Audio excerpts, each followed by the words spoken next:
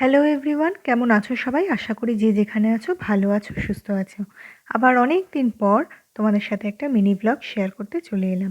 তোমাদের সাথে তো এর আগে বাড়ি চেঞ্জের পুরো একটা বড় ব্লগই শেয়ার করেছিলাম। আর তারপর না সব কিছু গুছিয়ে উঠতে আর সময় হয়ে ওঠেনি। তারপরে নিজের কাজ উম সব কিছু নতুন করে আবার গুছিয়ে তোলা। এই করতে গিয়ে অনেক দিন কোনো কিছু শ্যুট করাও হয়নি আর তোমাদের সাথে শেয়ার করাও হয়নি। তো চলো, আজকে যাচ্ছিলাম দিদান বাড়ি। দিদান খুব অসুস্থ, তাই দেখতে যাচ্ছিলাম। আর আমার দিদান বাড়ি সোনারপুরে।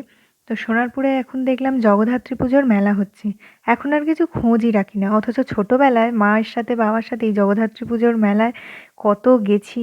তারপর জাম্পারে উঠেছি, কত কিছু করেছি, মানে ওই মিকি মাউসটায়। আমার মনে আছে এই জগদ্ধাত্রী পুজোর মেলাতেই আমি জীবনে প্রথম জাম্পারে উঠেছিলাম, আর সে কি ভয়!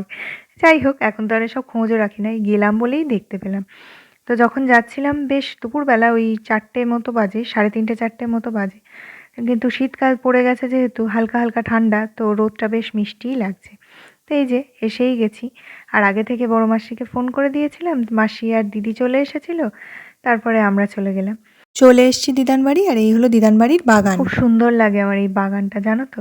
দিদান এই বাগানটা একটা আলাদাই শান্তি আছে। আগে যখন দিদান সুস্থ ছিল তখন কিন্তু অনেক ফুল টুল হতো। ফুল এখনও অনেক হয়, প্রচুর আছে দেখলাম, কিন্তু সেগুলো সবটা ভিডিও করে ওঠা হয়নি। কিন্তু যখন দিদার সুস্থ ছিল তখন কিন্তু নিজে হাতেও গাঁদা ফুল, জবা ফুল এগুলো কিন্তু লাগাতো, আর খুব ভালো ফুল হতো দিদানের হাতে। যাই হোক, বহু দিন পর আমি গেলাম, কি সুন্দর লাগছে। আর দেখছো বিকেলের মধ্যে আবার চাঁদ উঠে গেছে, এখন কিন্তু বড়জোর 4:30 বাজে, তার মধ্যেই আবার চাঁদ উঠে গেছে। এটা অদ্ভুত জিনিস, শীতকালে এরকম প্রায়ই হতে থাকে।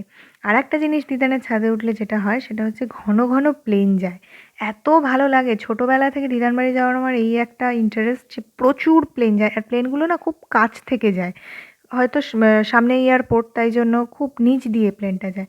আর এই হলো দিদান বাড়ির সেই ঐতিহাসিক আম গাছ, যেটা একটা আঁটি ছুঁড়ে ফেলার পর হয়েছিল, কিন্তু আমটা নাকি ভীষণ ভালো জাতে, সেটাই শুনলাম আমি। অসম্ভব সুন্দর খেতে। তো চলো, এইটুকুই আজকে। দিদান বাড়ি গেছি, তবে দুঃখের বিষয় কি, দিদানের ফটো আমি তোমাদের সাথে শেয়ার করতে পারলাম না, কেননা দিদান তো খুব অসুস্থ। নেক্সট যেদিন যাব তোমাদের সাথে দিদানের ভিডিও শেয়ার করব। তো বহুদিন পর বিকেলটা বেশ সুন্দর কাটলো। আমি আর দিদি ওপরে ছাদে ছিলাম, অনেকক্ষণ গল্প করলাম, আর মা মাসি নিচে ছিল দিদানের কাছে। তো চলো, আজ এইটুকুই, দেখা হবে নেক্সট শর্টসে। টাটা।